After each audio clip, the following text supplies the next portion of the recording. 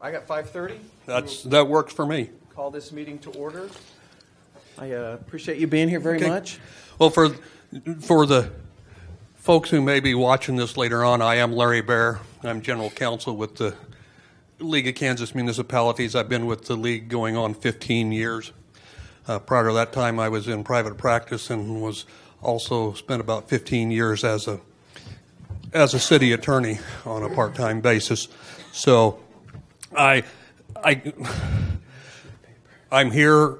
What I understand and what I'm going to start from is that we're going to kind of talk about the interplay between the commission and appointed staff, and what, I've got some general comments that I'm going to make, and then we'll kind of take some questions and work through things from there.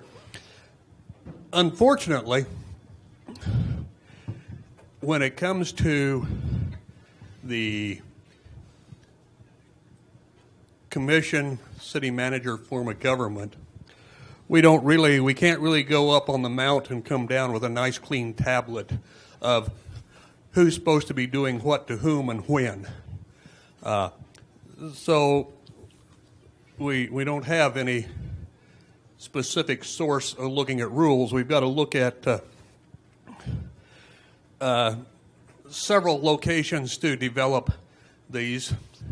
One may be from case law, appellate court law, statutes, of course, your local ordinances,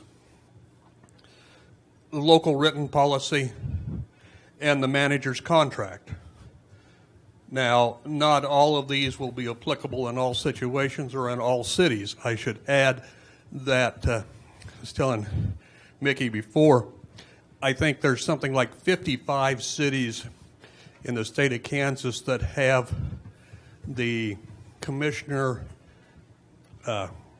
city manager form of government. But I would venture a guess that there are at least 30 variations of the way that's applied around the state. So you can't look at your neighbor, perhaps if they have the same form of government, and say, that's what we need to be doing. That's how we should be doing it. You've got to look at your own set of circumstances and how things come together there. As in any case, when we're dealing with elected officials and appointed officials, there are some general rules that need to be considered and followed. You won't, again, some of these are statutory, some of them are court, so to speak, some of them are simply by the way we've got to function to make government function. The first general rule that I always like to talk about when I'm talking to elected officials is that elected officials cannot act unilaterally. You cannot be a committee of one. Keep in mind that almost all activity that's done by the governing body must be done by a vote of the majority. So consequently, one elected official going off on their own is not good policy and should not be done. Now, there are some very, very minor exceptions to this general rule, as there are in all general rules, in that in the absence of professional leadership, i.e. city manager, city administrator for your city, commissioners may have some specific roles in the day-to-day management of the city, or have a specific function. In a true commission form of government without a city manager, the commissioners are actually designated finance. I can't tell you, but there is no such designation when we get into the manager form of government, because the day-to-day operations falls on the manager and your other staff members. Another situation where a council or a commissioner, because we have a lot more council cities in Kansas than we have commission cities, and I find myself intermingling the two, and I don't mean to, but so if I start talking about council members, I'm meaning commissioners, and I apologize in advance. But you might have a situation where the commission wants to direct a specific commissioner to do something.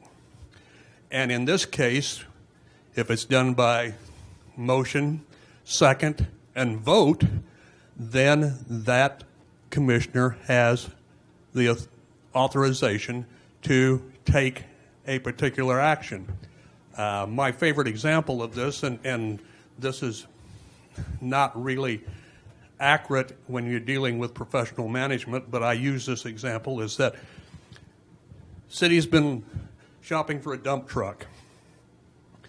You get the posting that the state surplus property are auctioning off a number of dump trucks, 2 or 3 which might fit your need, and you authorize a particular commissioner to go to the auction and to bid on a truck not to exceed X amount of bucks.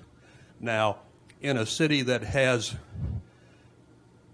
professional staff, actually the direction is probably going to go to your city superintendent or your city manager, but that is an example where a commissioner could be given a particular bit of authority to go and take action that would be action of the city, binding on the city, subject to it being ratified on return, and those kind of things.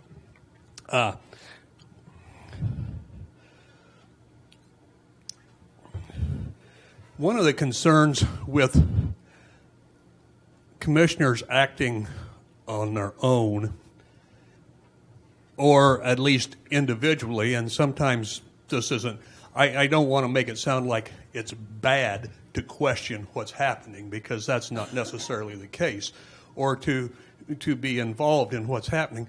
But you have to remember that your citizens perceive whatever is done by an elected official as being done by the city, whether or not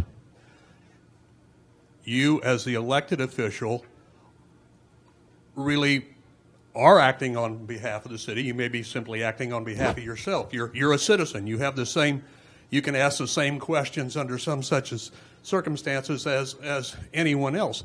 But the thing to be concerned about is the perception that comes along, and how people may interpret what your actions are, what you intend to do. As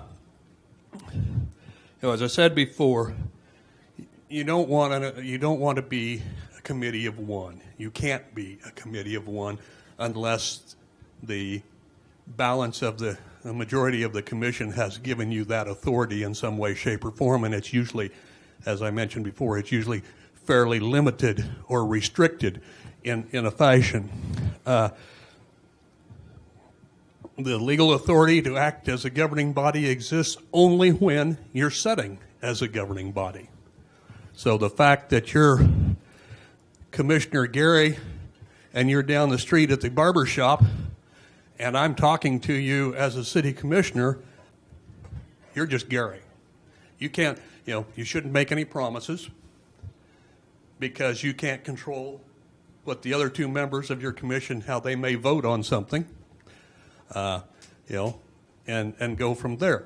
So we want to be careful on what our perception is on how we're working. Larry, can I ask a question on that? Sure. Speaking of perceptions, like yourself, I love to talk, and apparently some people don't love to talk, which is amazing to me. But so I'll get asked to speak at a chamber event or something, tell us what's going on in the city, and I can see these guys hair standing on end because I've said something as one of the commissioners that we haven't voted on or whatever. Well, So the perception is maybe. And I think that's human nature, or to those of us who have no problems in getting up in front of a crowd. You want to inform,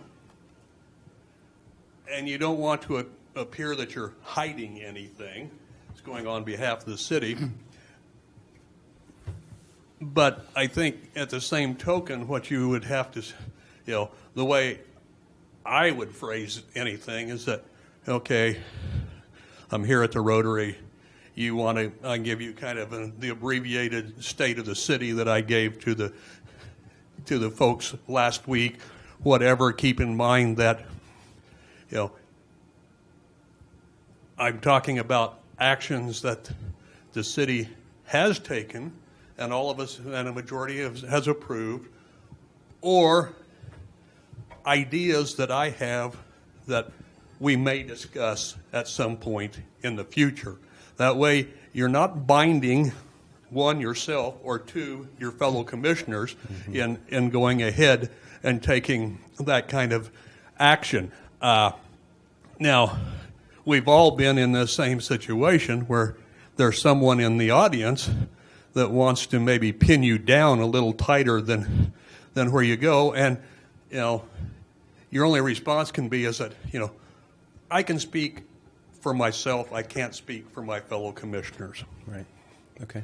Thanks. And so, are there any, while we're kind of on this topic, because I'm going to kind of jump away from here in a moment or two, any other questions as we go along here? I should have said I don't mind being interrupted to take questions because it's easier generally to field them as we go than it is to try to remember them at the end.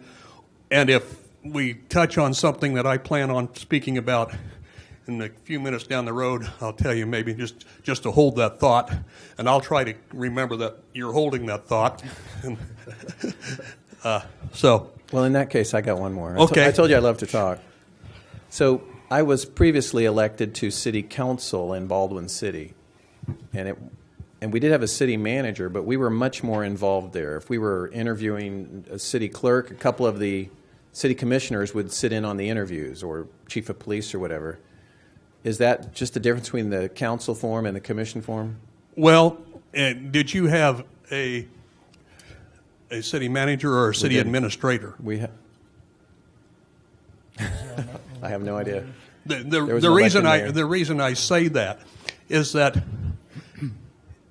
in the technical sense, there is a distinction between the two. In some cities, there's no practical distinction between the two. And the reason I say that is that in a council administrator form of government, the council is generally responsible for the hiring and firing of all employees.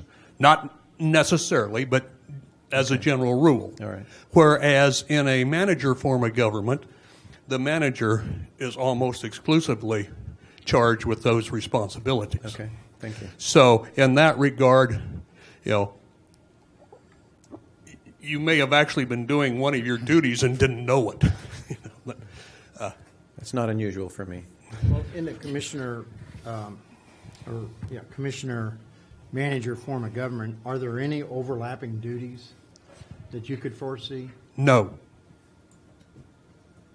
That's my personal opinion, is no. Unless, we go back to having talked about what you've established by local written policy and local ordinance. Now, the problem is that you have hired, or any commission has hired, a city manager to take care of implementing the policy that the commission has formulated, whatever that policy may be. And so if you have an ordinance that says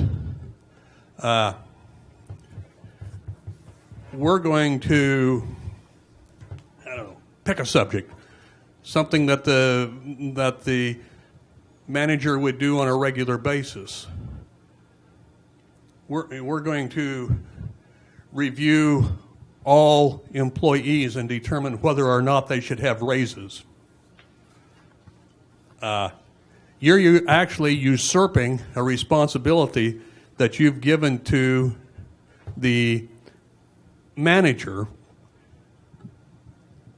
or that the manager has under the general concepts of that the commission establishes policy and the city manager and other staff implement that policy. Now, in some, and I've looked at what you have. Jeff has been kind enough to furnish me the general ordinances that you have in place on the city manager, as well as the copy of Mickey's employment contract. And I will say that insofar as my experience is on city manager commission form of government, you all are pretty much vanilla. You recite back what the statutes are, and when you readopted those provisions earlier this year after they were repealed by the legislature last year in the reformulation of the election process, and there is nothing special regarding what's to Mickey's duties under his employment contract. So that's why I say you all are pretty vanilla, particularly when compared to some other cities that have the same form of government. City of Overland Park almost has a Bible in their development of processes and things to be done. Generally, now the thing to keep in mind is back up. When we talk about cities of the second class with commission, council, city manager form of government, under Chapter 10, which is what you recodified when you adopted the charter ordinance earlier this year, there are certain things that are spelled out. But there are things that aren't addressed. And it's the league's theory has always been that if under the manager commission form of government, the Chapter 10 was silent as to something, those provisions in Chapter 14 that are applicable to commission cities continue to be applicable. So you have some situations where, filling vacancies, perhaps, other issues, you'd have to look specifically at the two sets of statutes, and I don't have them laid out side by side so we can really do a good comparison. But you have two places statutorily, at least two places to look. Also, we have to look at the fact that you have city clerk that's appointed. Let's see, is your city treasurer appointed or elected? Appointed. Okay. So, those positions have responsibilities and duties. Depending upon how the organization is set up, I also see that we have have other departments. Depending upon how your department's set up, most of them are going to have a department head that's going to respond or report directly to the city manager. And then the city manager reports to you all. From that standpoint, that's pretty common.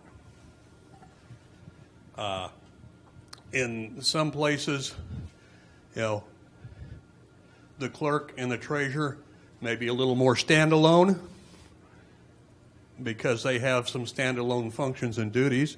In other places, they may be fairly close tied to the city manager. And I don't know what the policies are for you all, and it might vary depending upon the nature of the beast that's being dealt with at a particular moment. I don't know. They can tell me. Insofar as let's use the clerk's office enrolled, do you do the hiring and firing there? Okay.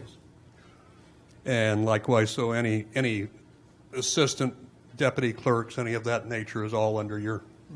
Okay. Some places the clerk would have a bigger role in that, perhaps, and and they may still have a role in it.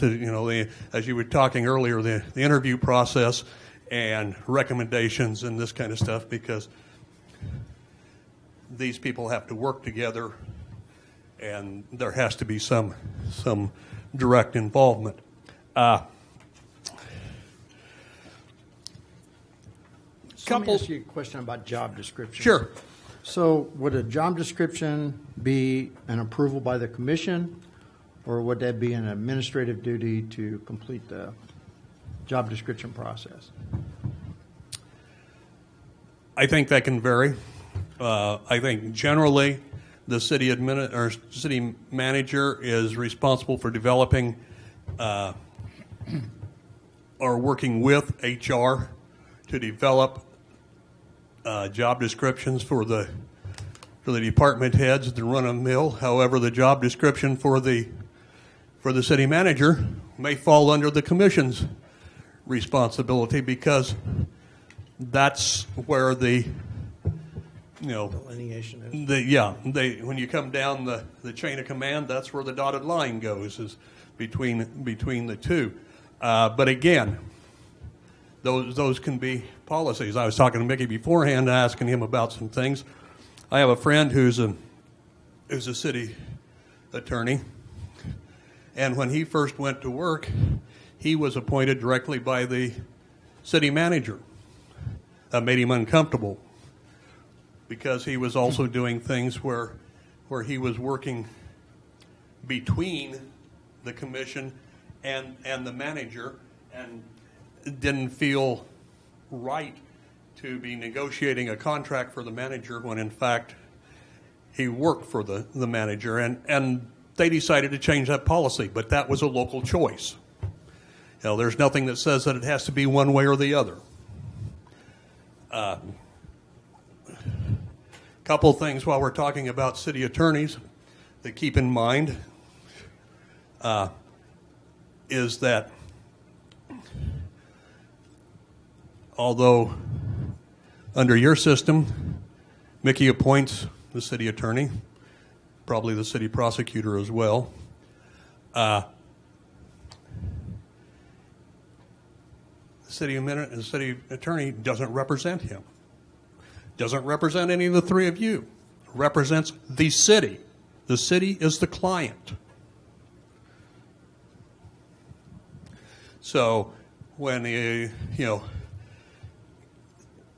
when a question comes up about handling something, the city attorney is going to respond in a fashion that reflects on how the question impacts the city and not a particular individual. Now, there are some variations there. If the city gets sued and a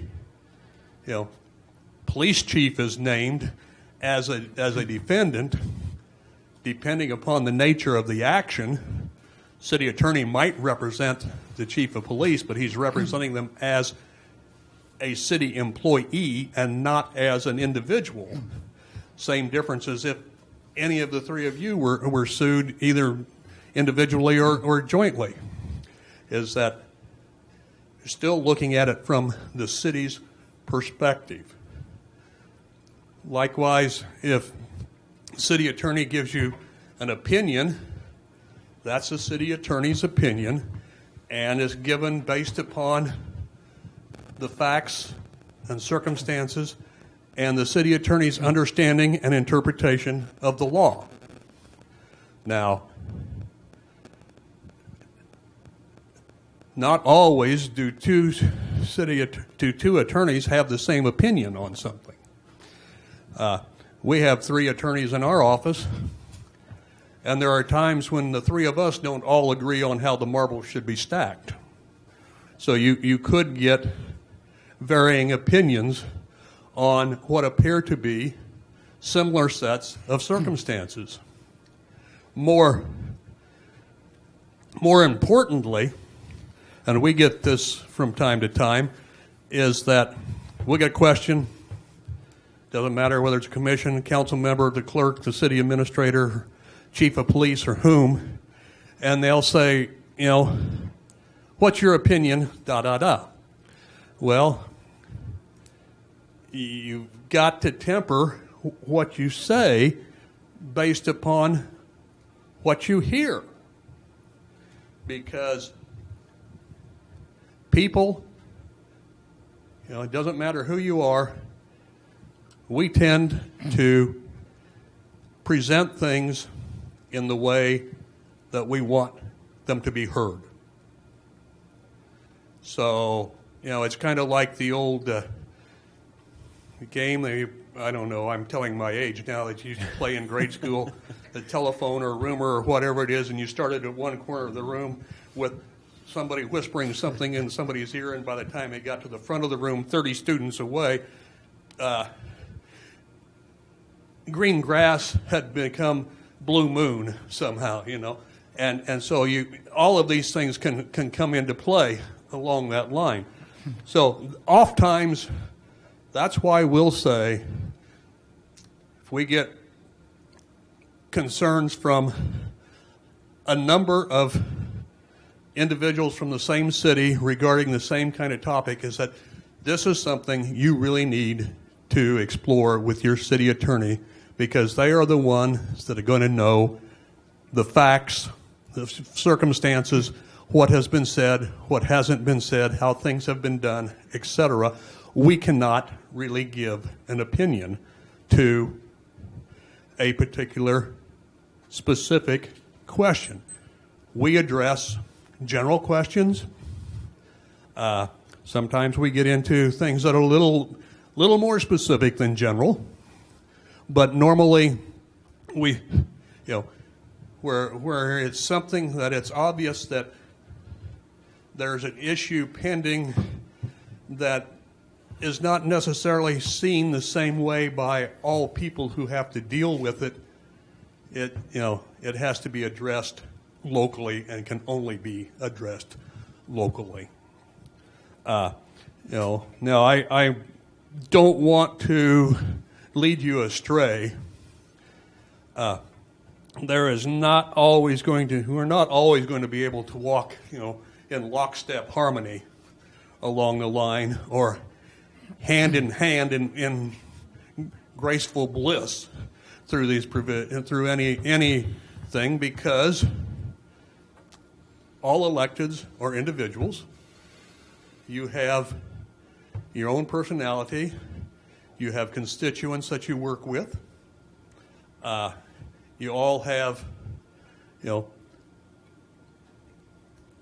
some semblance of moral integrity, or more. Some semblance. Wow. You know, That's a cheap shot. Well, I'm just saying is that everyone has at some level. Most people are at a higher level. Should have phrased it that way. But all of these things are going to factor into how you evaluate an issue how you may react to an issue, how you may, interact with your other electeds, how you may interact with staff members, how you may interact with the audience, or just on a day-to-day basis, how you interact on Main Street. Because you do, hopefully, from an elected body's position and from the elector's position, is that you didn't all fall out of the same mold. Because that's, the variations in thoughts and ways to approach things are the critical elements in government. Larry, question then, are you saying that the city attorney represents the city, not the individual commissioners or city manager, but the city in general? And then when issues come up, should we have legal counsel to advise us on things that would address us personally? Is that what you're saying? Not necessarily. I don't know what you mean by things addressing you personally, because the truth is that unless you're acting outside the scope of your elected duties, you generally have little or no legal liability. So, the problem is that I would see is the three of you would be hamstrung. You ask the city attorney for an opinion, and that opinion, is a little gray. So you have your own counsel, or each of you have your own counsel, and each of you get a different gray opinion. What in the hell do you have? Confusion. That's, pretty blunt, but that's my evaluation and my thought process on it, is that, you have the right to ask questions, try to get clarification, see how things are going. And a lot of things that come up before a governing body, they're not necessarily right or wrong answers. There might be best or better answers under the current set of circumstances. We're faced right now with, we want to do a sidewalk replacement project. Statutes say one way that we can do it. So basically, you assess everybody, you tell them they're going to, and you assess everybody. But you don't have to. You can kick in, you can do whatever you want to, you can do them all. But the next time that issue comes around, keeping in mind that whatever you did this time, you set some precedent that you may have to work your way through, but we'll forget that for the moment. Is that, your situation may be different. It may be that,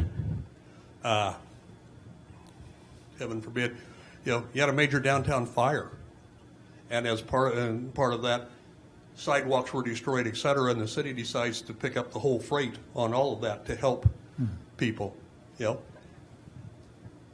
That's entirely different, perhaps, than when you assessed it against most of the property. You assessed 50% of it against the property in a residential area, but you can justify it. So, that's what I say is that you have to kind of bend in the wind. I cut you off, I think, Leonard. Go ahead. No, I think I'm hearing you say there's no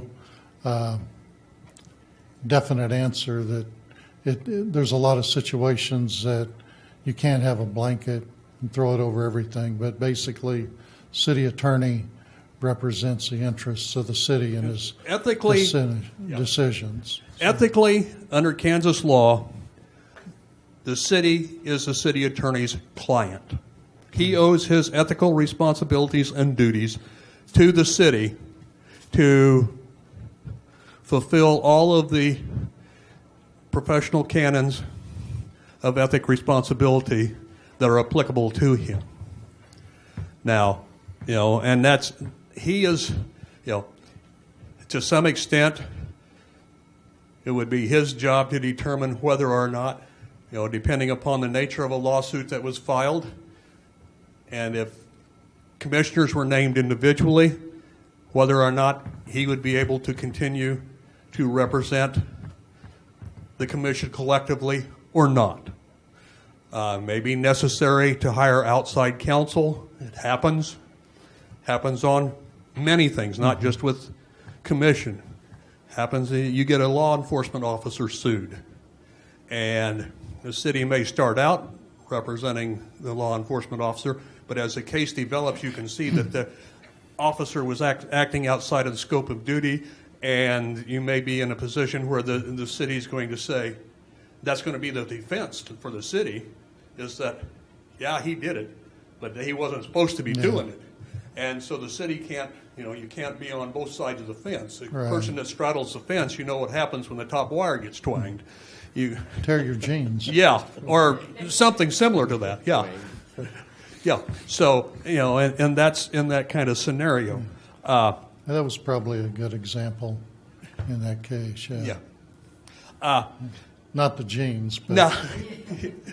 Yeah, but that's a common, I not to point fingers at law enforcement officers, but that's a common issue when you've got, the city attorney or the legal department representing employees, and it's not, you may have an employee that was acting either beyond the scope of duty or was grossly negligent or something of that nature, where the Kansas Tort Claims Act is not going to provide coverage for the city, and so you've got to put up a defense or a door.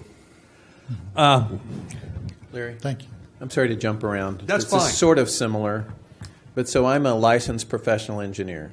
So we get a bid packet, and as an engineer, I want to do an engineering review. I know Mickey's not an engineer. We have a firm that is our city engineer, so I keep trying to bite my lip, but I hate to let something go also that needs to be changed. Is that getting too much in the weeds? I mean, is that way outside my scope? My thought on it is this, is that each of you, as well as your appointed or hired staff, have, outside knowledge of something. I mean, you don't come to this commission room from a vacuum. A blank slate. Yeah, well, some nights you wish you were. I've been there anyway. But so I look at it as sort of like if you were serving on a jury. You're instructed what the law of the case is, but you're also instructed that doesn't preclude you from using your common everyday knowledge of things along that line. So if you see something in a bid packet that flags to you, I don't know that there's an issue in asking, whomever, whether it be your city engineer, your street superintendent, or whomever prepared, the plans and specs, I'm having trouble making this work. Yeah, Explain to me. but best to go through the city manager. The thing is that you're doing it at the bid opening, letting, whatever, wherever the body is going to be determining what's going on, I see. as opposed to you going to the vendor and saying, Yeah. what the heck are you talking about? Or the city engineer's office. Well, yeah, and the thing is that it might be under some circumstances going to the city engineer simply for a clarification, not to argue, but for a clarification, because it may just be something that, it's the way you're looking at the process. And he says, oh, yeah, and we did. They talked to us and we did thus and such, But it would be better, I think, that it's done in a collective or it's done through the city manager, and they can kind of be the go-between, as opposed to going directly to the vendor, and that brings me to one other little or two other little gems that I want to drop upon you, and I'm going to leave you with all of these gems. They're part of the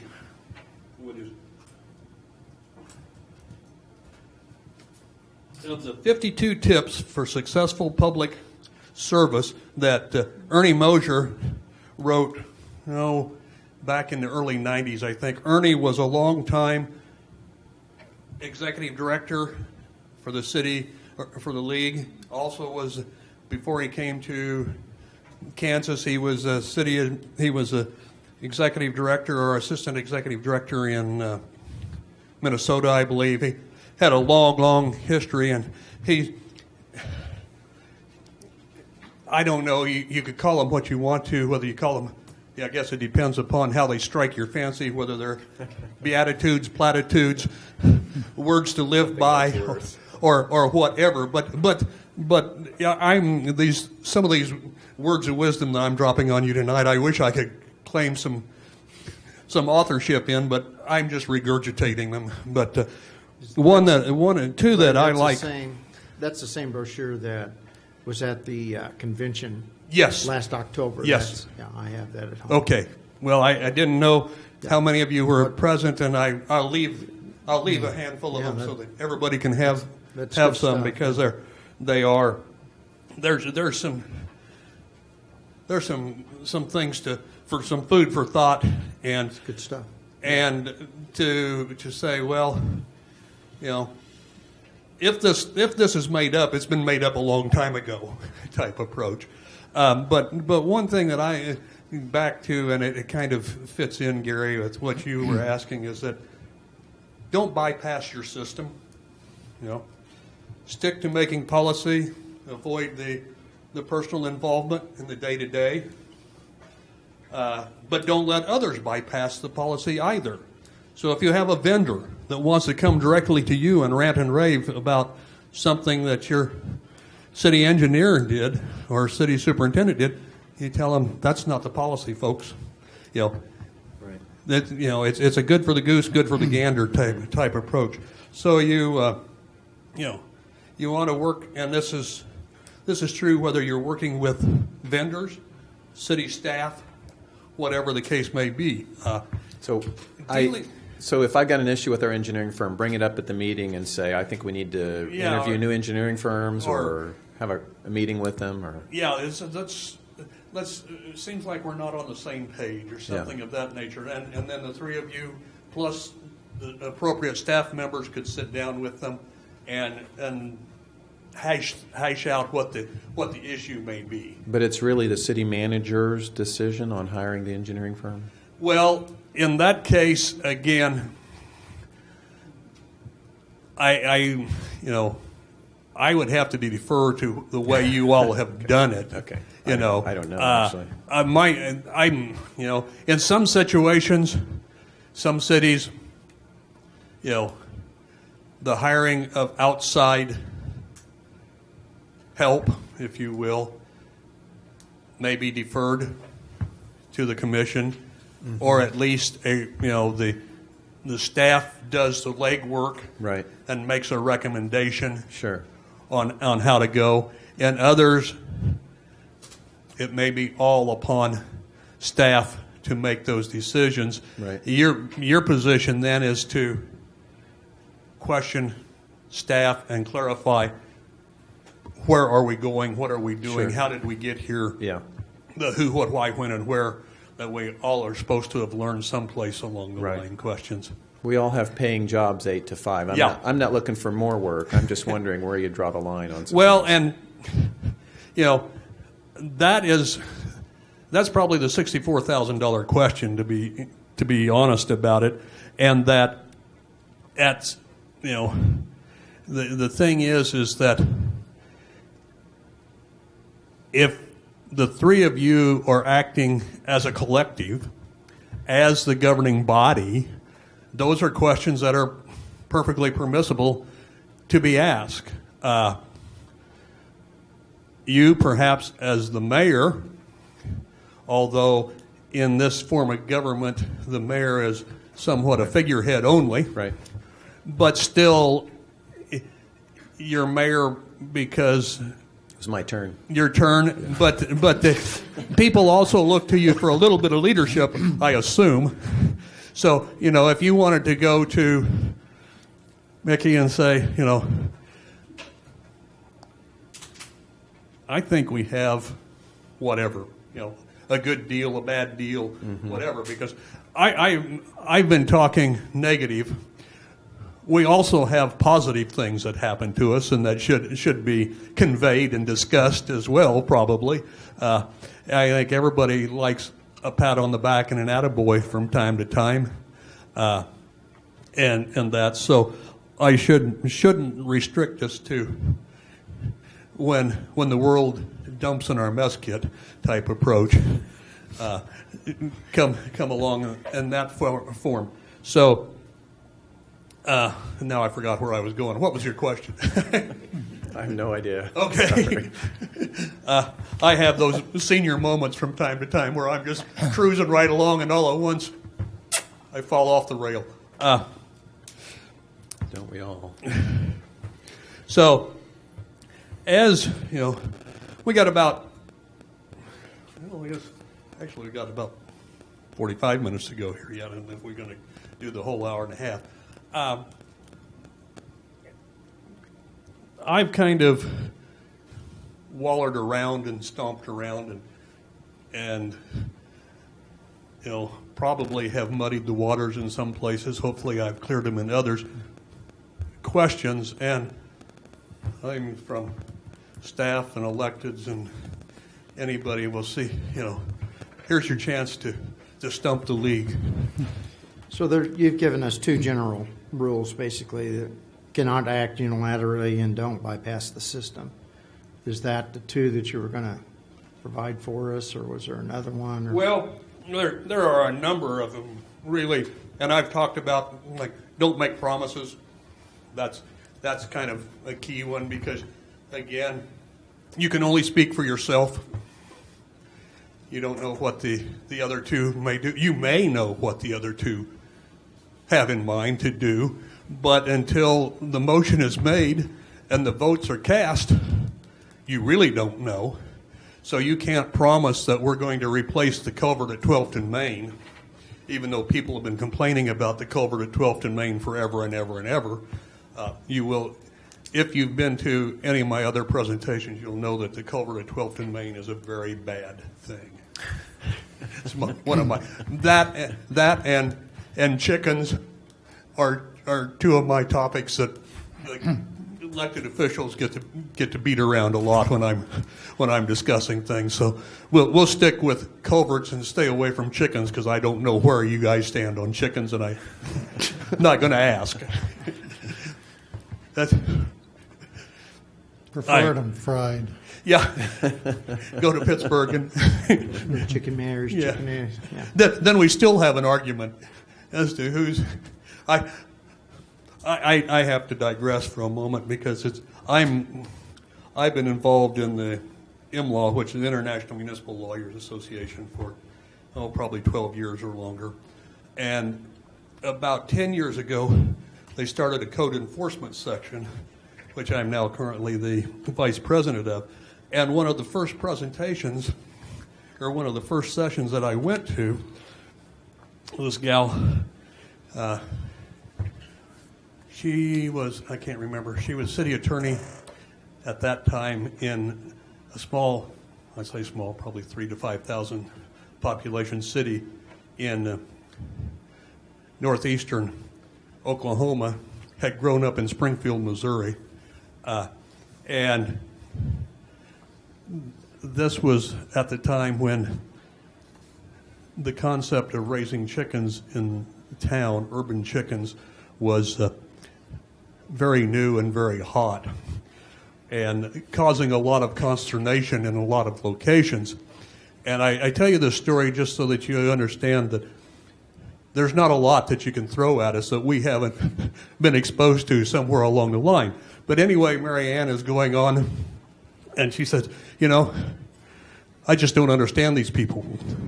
Apparently, they lived a very sheltered childhood and never had to clean a chicken house on a hot summer day. Or, she says, they don't understand that there are no chicken dude ranches that you can send your chickens to when you want to take a 2-week cruise.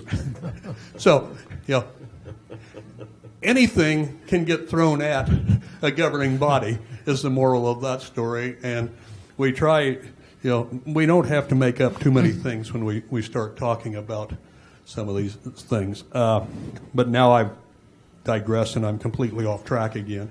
So I'll turn it back over to anyone with questions. I would love your opinion on the number of commissioners. When I did this last time, we had 5 people, so 2 of us could get together over a cup of coffee and talk about something. To me, 3 is very restrictive, and we've had an issue the last year. My wife is a doctor. They were closing the hospital, so I had to keep excusing myself from voting, recusing myself because of a conflict of interest.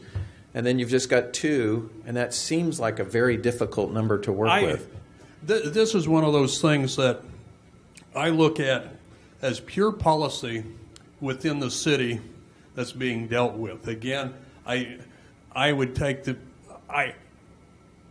while I say I concur with the concept that when you come to dealing with the open meetings provisions, the smaller the number, the more quickly you're going to get hamstrung.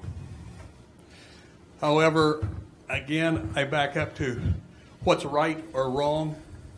I don't know what may be best under a situation. I think I don't know because I haven't done the math or a poll, but I do know that there are probably more cities with more than 3 than there are with just 3. I'm certain of that. Much for the reason that you've posed. I know that Salina changed, in the last 24 months from 3 to 5. I think Overland Park has 11. Now, to me, that may be overkill. But be that as it may, that's a direction that they chose to go. There are some processes to change that, and it's something that, you can explore. Like I say, it's one of those things where, is there a right or wrong answer? I don't know. It's simply, there may be a better answer because it's easier. The more bodies you have, up to a point, in my opinion, the easier it is to conduct business. Number one is that you generally don't have a quorum issue. As it is now that 2 of you can be gone and everything's hamstrung. Whereas if you had 5 and 2 were gone, you still have a majority, and under most circumstances you can conduct everyday business. There might be some things that you would not be able to do. Sure. But you would be able to conduct everyday business. Does that require a vote? I would have to look at the way, that's what I say, the way the wording is in the statute. I think that under the current set of circumstances, you could do it by charter ordinance, which may or may not require a vote, depending upon whether or not there's a protest petition filed. Yeah. Or you could do it by charter ordinance and call an election. That's always an option to the governing body, is that you can call an election on a charter ordinance without, then I suppose the good news is that you somewhat control your own fate, or at least the fate of the city and the voters. The bad news is that you may not have needed the expense of an election, but at least people have had an opportunity to weigh in if they so choose. Thanks. But it is something that you'd want to look at closely to determine what is the appropriate method for going ahead. One thing that I want to add that kind of follows on some of these tips, idioms, whatever you want to call them, is that when you all readopted the prior provisions on the commission, city manager form of government, you included the provisions in the old law, and there's not a thing wrong with it, and I think it's appropriate to do that. And I'm going to paraphrase here, and it's going to be badly paraphrased probably. It basically says that the elected official shall not mess with the appointed staff and the employees. It's a little harsher than what the law actually says, but that's the general gist of it. And so that really, dovetails with the first two things that I said about not acting unilaterally and, acting only as a body. And so that if you've got a question regarding why you've got three guys down in the hole with two shovels, and a chicken. And a chicken, well, yeah, I guess. Or, but if they're replacing the culvert at 12th and Main, then all bets are off. But that's right. But be that as it may, but if you drive by and you see you wonder why you've got three guys in the hole with two shovels, and the city superintendent is there, I suppose it's okay to stop and simply inquire if we need to buy more shovels. If it's so, we'll get it on the agenda for next term or whatever the case may be. But not to argue with him as to, this guy's down there for whatever reason, and that's why he doesn't have a shovel, But it's probably better to raise the question at a later date at a commission meeting. Is I observe thus and such, and I'm just curious. Is there a reason that we've got three guys and two shovels? Are we broke? Or whatever the case may be. So it's, and some cities have a pretty firm policy on city employees not interacting with elected officials and vice versa. I have a little personal problem with that.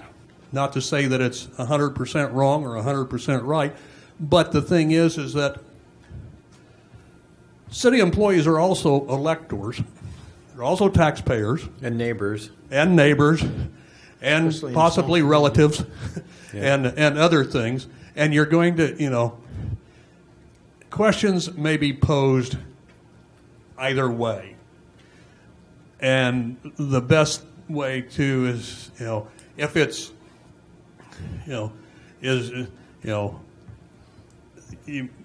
reference referring back to their supervisors and back to the city manager or however the case may be, or you taking that question and bringing it as a collective along the line to see, because we all have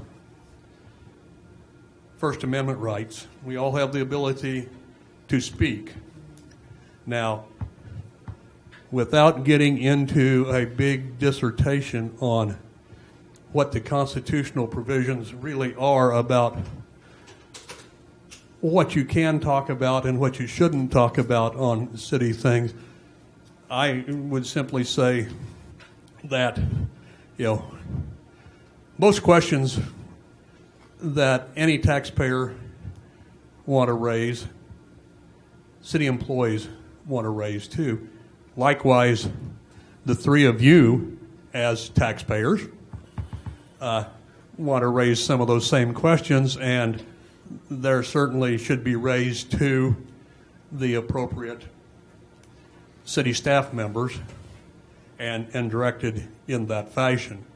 Now, that's probably, since you look at generally in the chain of command, and you've got the three commissioners across the top, and then Mickey is down there.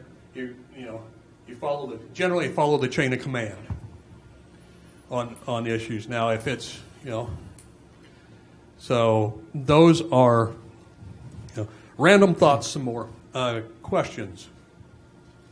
Is there a certain procedure for commissioners to request information relating to agendas or anything? Do we need to go through Cora, or just is there a format that we should use, or just an email and say, hey, can you get me this information? Well, you raise a question, Leonard, that probably has about 11 answers to it, depending upon how we want to approach it. We'll take the top three. We'll take the top three. Okay. Well, these are my top three, so you may have a different set. No. We can... how an agenda is prepared, there is no instruction statutorily. So usually city has a policy of some type of how items get to the agenda. Usually when you have a city manager or administrator, they're going to be responsible for putting together the agenda. But those ideas need to come from somewhere. And so, rather than blindsiding staff or the rest of the commission at the close of a meeting about, and what about the culvert at 12th and Main, you may want to, you can have, you can develop some kind of policy that information can get in there. And the thing is that that approach is sort of like when you have, I refer to it as open mic time in the council meeting or commission meeting or public forum, is that somebody wants to know about the culvert at 12th and Main, and you can say, well, we've had some questions about that. We've got the city superintendent taking a look at it. We're going to, it'll probably at some point we'll get it back on the agenda, and at that time we'll notify you as to when it's going to be on the agenda. So if you have something that you want to add to it, you may have the opportunity, or however you handle your public forum process. Same way with the formulation of your agenda for the meeting, is that you may have just spent a heated 30 minutes with somebody about the culvert at 12th and Main, and so you really want to give Mickey a big earful on getting that on the agenda. Well, he already knows more about it than he ever cared to learn, probably, and knows the priorities of when it may get on. So while you may want to see it on next week's agenda, it may not make the agenda till next month, depending upon where priorities have to fall and those kind of things. So that's number one on agenda, is having a policy on how it's formulated and how information gets to it, and that. Now, sometimes others have input as well, other staff members and the like, if there's a necessity in that regard, and that's all internal policy to determine how you're going to do that. Number two is that under the Open Meetings Act, I should have probably started with number one on this. Under the Open Meetings Act, you're not required to have an agenda. Now That's not really my question. No, but I want to clear. I Okay. want to put that out because it's going to take me to maybe your answer. Okay, the thing, and that surprises some people that you're not required to have an agenda. Now, is it good business? I think not. I think we need a roadmap of how we're going to get from point A to point Z and get out of this room before, the date changes on the calendar. And without an agenda, sometimes that's not possible. Now, if you do have an agenda under the Open Meetings Act, you must make it available to individuals attending the meeting at the time of the meeting, and it must be accurate and complete as it was at the time that the meeting started, meaning that you can amend an agenda at the start of the meeting or during the process of the meeting. Something becomes clear that, you've got bond counsel from out of town, and all at once you realize you've got them scheduled to be on the things, and it's going to be 9:30 before you can get to them, and they're going to drive back to Wichita or to Kansas City. And to be kind to those folks, you adjust the agenda. Or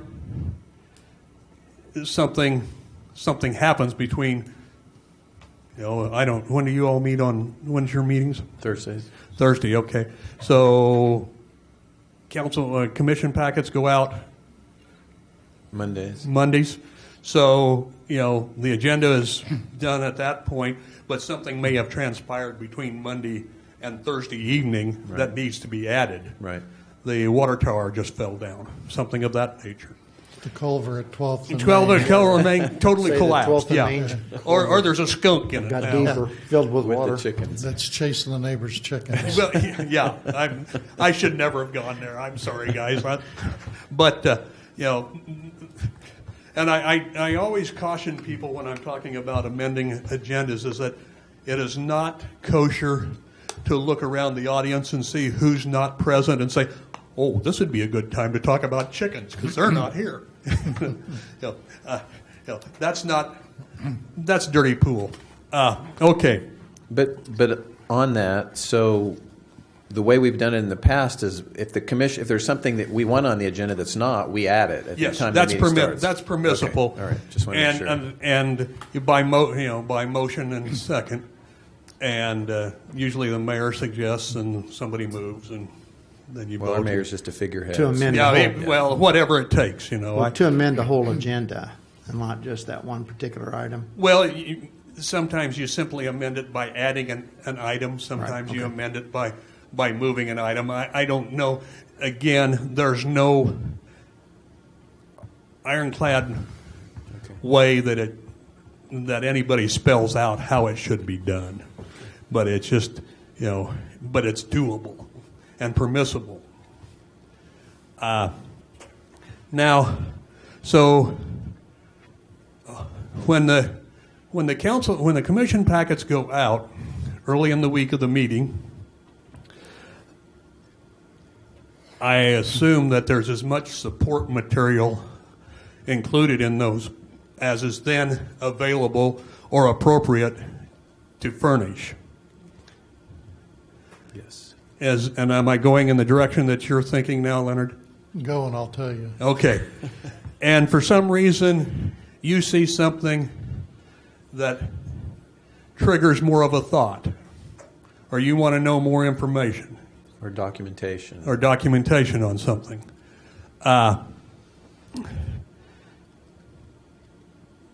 Again, there's nothing specifically spelled out, and it may be, if it's something that, there may be nothing more to be said about it.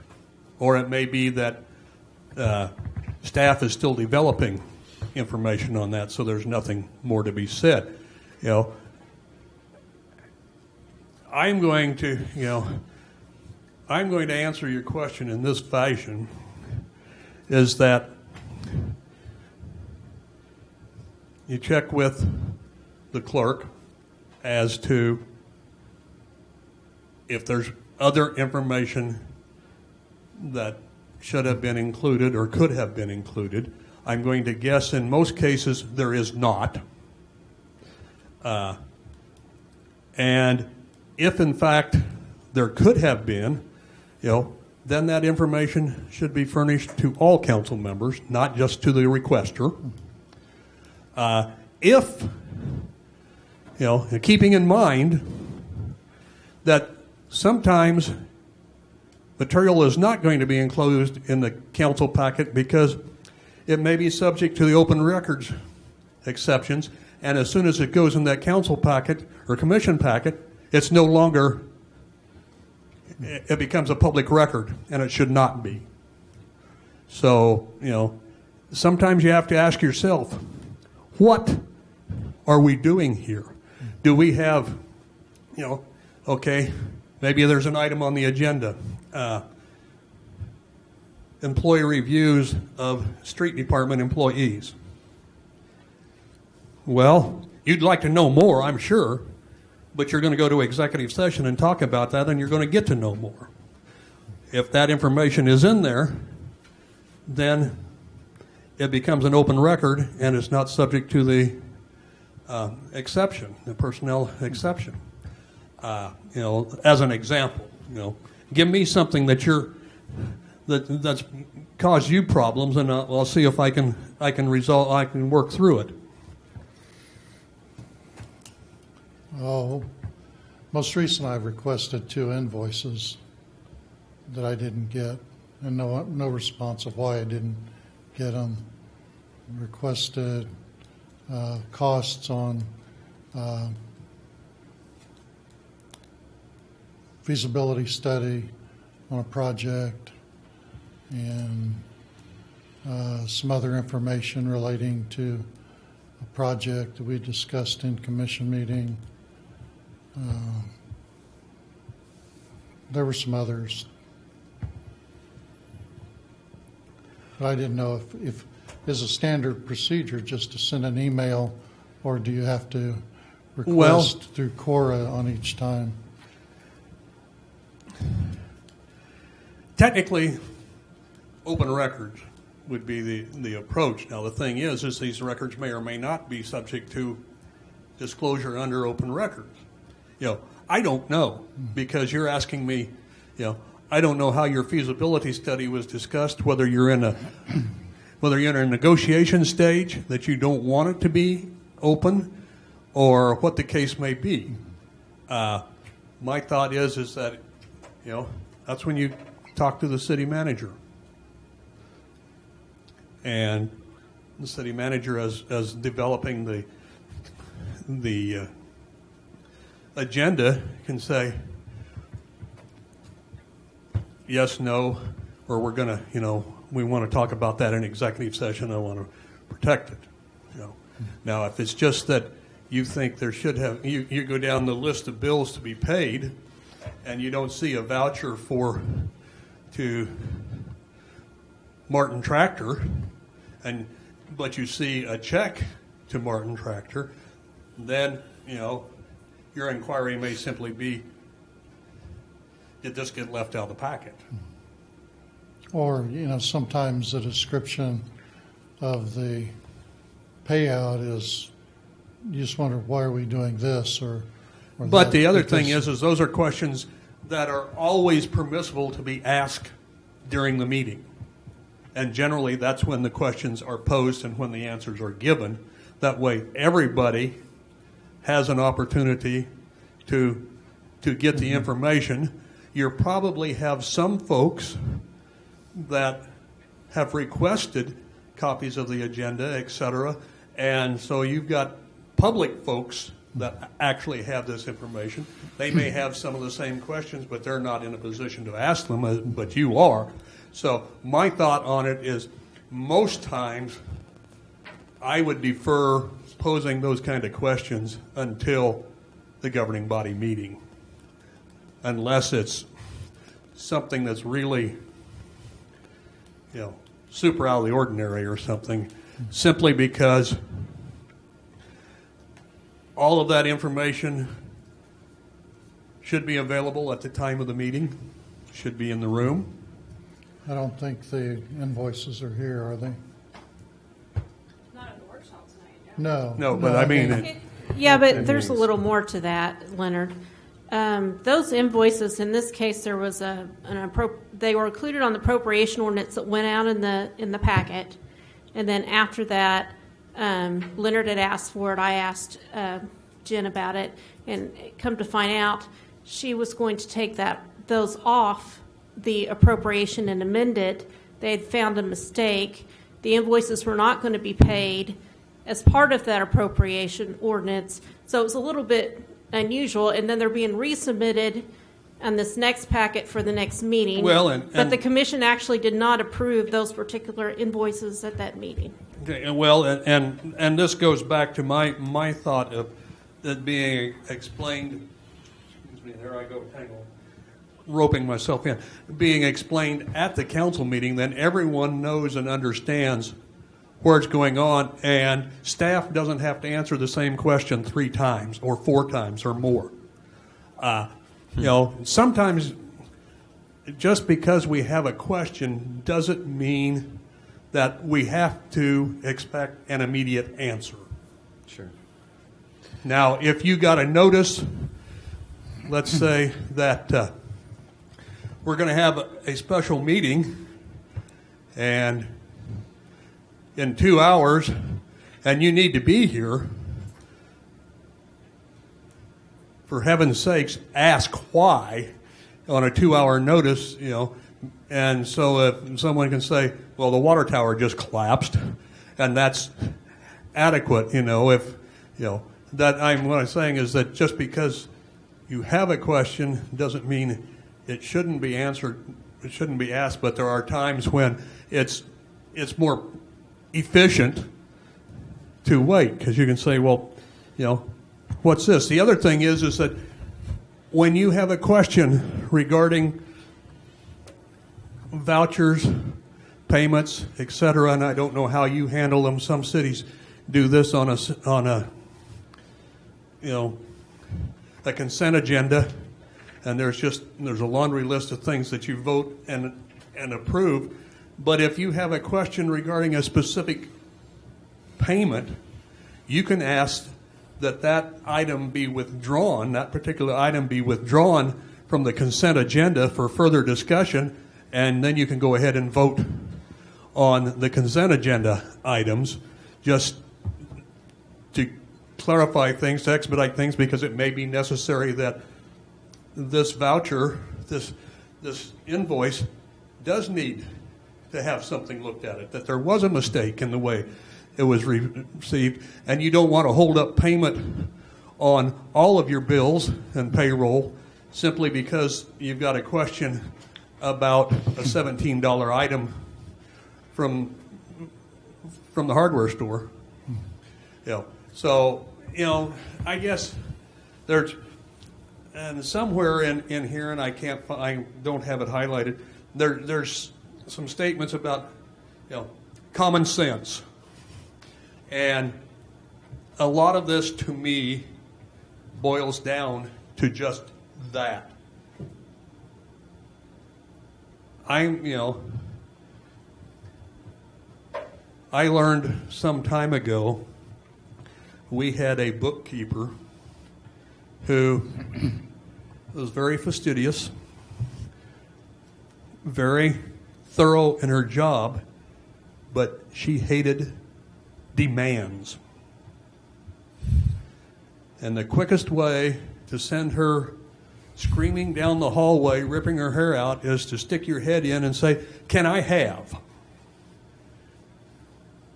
I learned by being in the office next to her that if I simply stuck my head in and said, "When you have an opportunity, would you?" And lo and behold, within 15 minutes, she always had an opportunity. So it kind of relates back to that. And when in looking for additional information, is that, I'm not the only subject in this kingdom. And others have their duties and responsibilities to follow. And while it may cause me consternation because I am fastidious and meticulous and I want everything in column A to line up and total with column B, I may not be able to get that information right now, but someone can furnish it to me at an appropriate time. So we, approach it from that fashion, is that you're just, patience. Larry, I appreciate your reference to efficiency, since I'm an efficiency guy, but to me, it feels more efficient sometimes to get your questions answered before the meeting. It's like when we, if we have 25 or 30 people sitting here and wasting all their time if they have to explain things to me. I understand if each of the three of us go into Jen and say, please explain these three charges. Well, and it may be, and where, if one of you has posed a question and it's obvious that, an answer can be given collectively, and that would take care of it. I'm going to venture a guess that on the voucher situation that we just went through, it wouldn't have taken any more time at the meeting to give the explanation than it took at tonight's. The explanation was given in an email and sent to all three commissioners, so. Okay. As far as that there had been an error on it, and that was Okay. submitted. And Well- that's what I generally do. If one commissioner asks a question, and then we try to find the answer, and then we submit that answer out to all commissioners so they all have the same information, because like you said, they may have the same question. Yeah, and that's, and in that case, that fills the efficiency bill too, but sometimes your answer may simply be, that's something we got to look into further, and we'll have an answer for you at the meeting. And my question, while we're on the invoice, was as much as what did the service indicate on the invoice as to the invoice itself? So, it was irrelevant that there was an error. My question was, what was the service providing? Then that's an open records request. Yeah. And you've just built in 3 days of work for your staff. All it is the PO and an invoice that they've already received. It's not a work request. It's all written on the invoice. It's just a copy of their invoice. Well, but they still you have to go through the formal request, they have to go through the formal response, they have to go through furnishing the question. Mm-hmm. I'm saying use your common sense on this. It can be answered at the time of the meeting. Okay. Unless it's, if it's for $11 bazillion, yeah. If it's for something that's kind of a negligible amount, and I don't know what that might be, incidentally, but you know how what your costs and expenses usually run. I would wait. Wait for the meeting. Wait for the meeting. I mean, I don't know what the three of you do. 8 to 5, 5 days a week, 6 days a week, or whatever. I don't know. You may be retired and you have nothing more to do than peruse these things and thumb through them and nitpick them. You may not be. But I know that your staff has plenty of other things to do 8 to 5 other than to resolve whether or not there should be a comma or a semicolon in this process. Now that's, I'm getting on a soapbox. I usually try to acknowledge when I'm on a soapbox, and I'm going to get down off of it now, because, like I say, I spent 15 years as a city attorney. My wife was a city clerk for 17 years. I have worked with cities or quasi-municipal organizations since 1985. There are not a lot of headaches that I haven't seen. I also know that there are a lot of headaches that don't have answers to them, but people want answers to them. And sometimes you just have to say, I need to wait. Or staff can say, I can't get that for you right now, but I'll have it after lunch, and you're willing to accept those kind of approaches. Finally, in the last few minutes here, Can we get to, because I have a question I'd Yeah. like to ask. We are three different opinions, different personalities. Sometimes we have 2-to-1 votes. What's the responsibility of the dissenting vote? my theory is that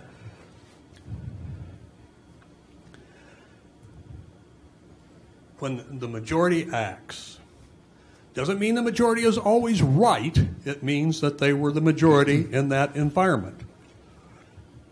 As the minority member, and Mr. Mosier says this very plainly, is that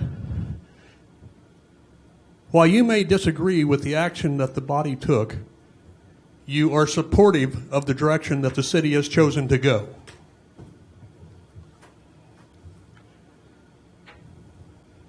Even though you may not be. Well, You definitely aren't if you voted no. but yet,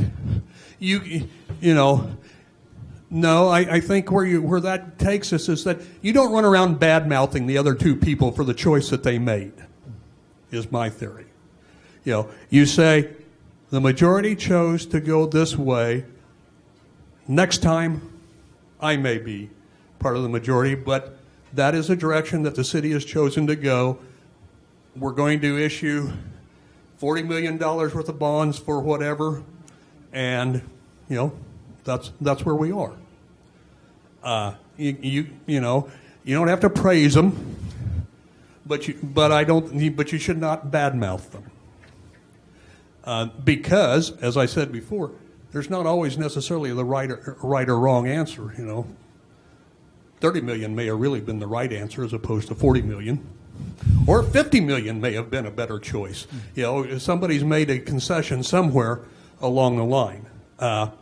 And it does leave you in a little more of a out on a limb position where there's only three of you. As opposed to, you can say, well, it was a 3-2 vote and we fought a hard fight. But I'm in tune with what the majority wants to do. Other things along that line? That's a tough one. You all will promise me that you'll stay in the room till I get out and back on 75 headed north, right? There won't be any ambushes set out there. I wanted to say a couple things about staff. We hire, when I say we, meaning the governing body and the like, we hire professional staff for a purpose.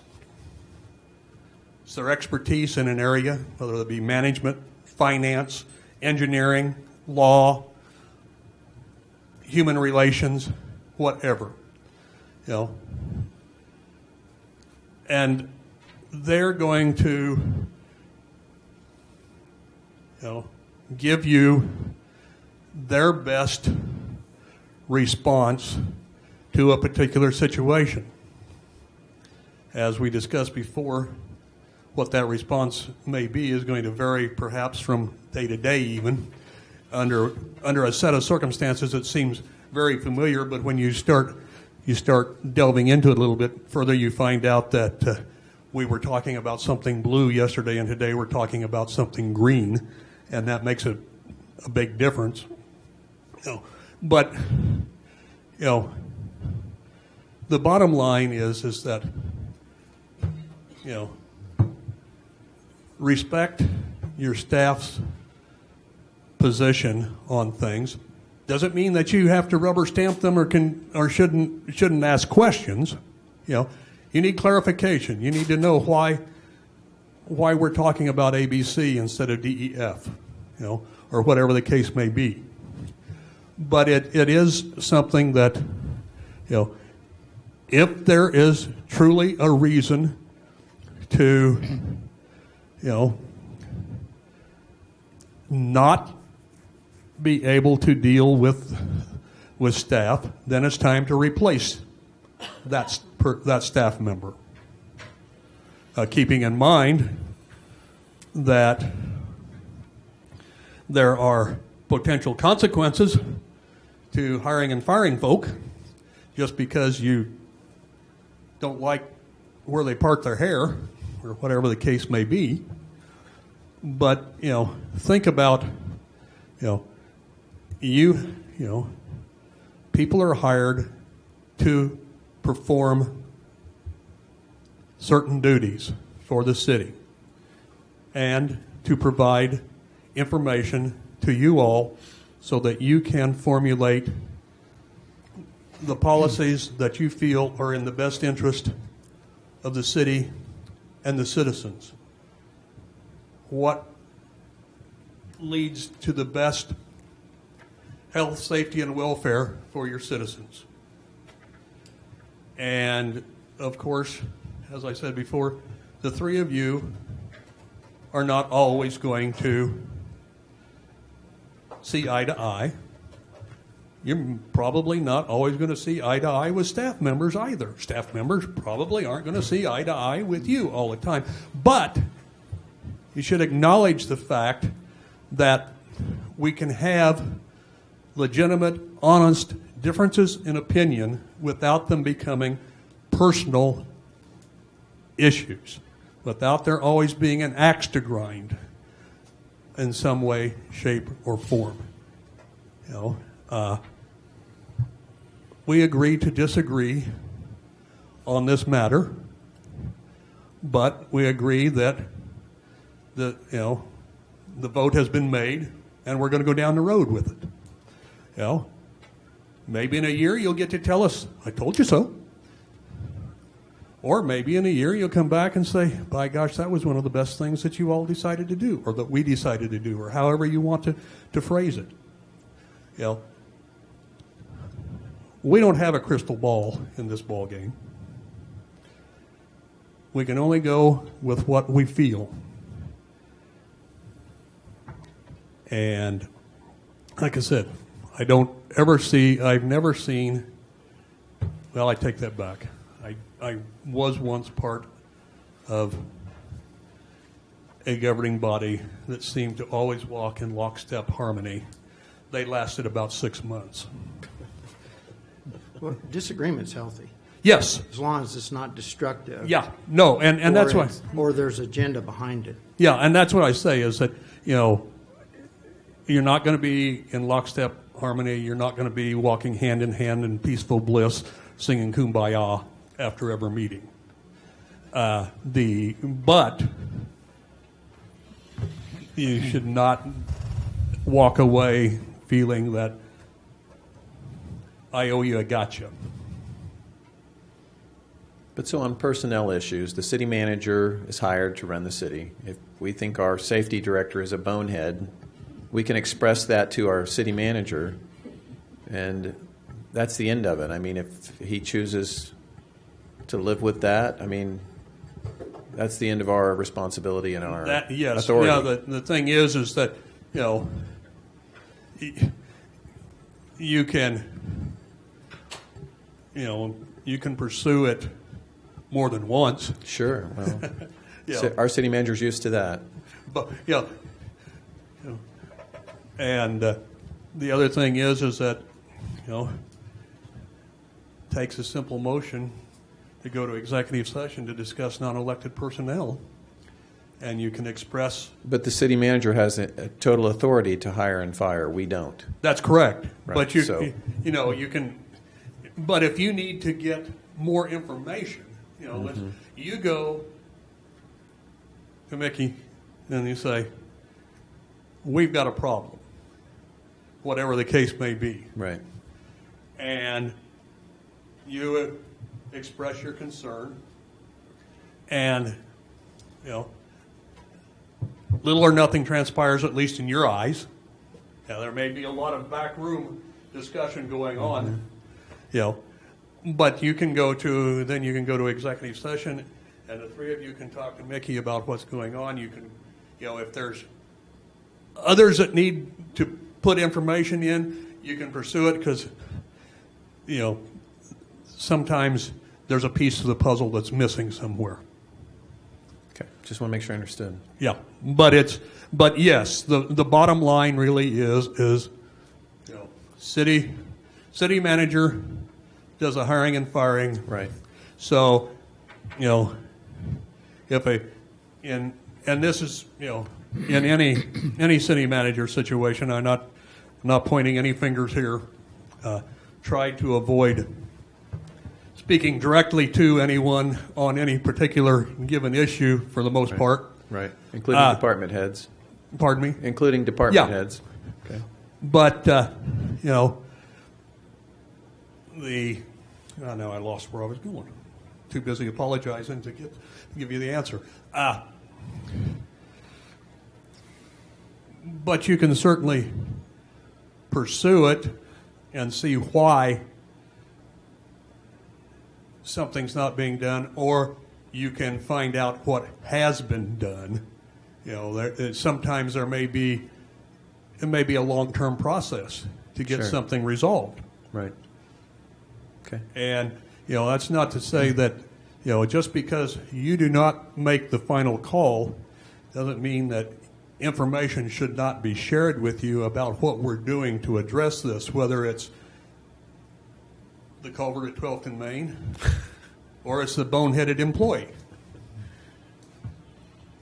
Because you're going to get those same questions after church. Yeah. Now, you've got to dodge. You can say, well, that's a personnel issue, and we don't talk about those in public. Sure. But on the other hand, as the body, you have the ability to seek that information. Fair enough. Okay, we've been a long hour and a half. There's any final questions? One last time to stump the league tonight. I appreciate you I think we're good, Larry. taking the time to come down and Thank or you. letting me come down and visit. It's very helpful. With like I say, I hope I don't have to repeat this to you tomorrow night because you might get something entirely different. I don't know. This is. Well, we got it on film. Oh, okay. So- Well, good. We'll watch it on YouTube tomorrow. Well, I'll Pick up what pull I it missed. up. Yeah.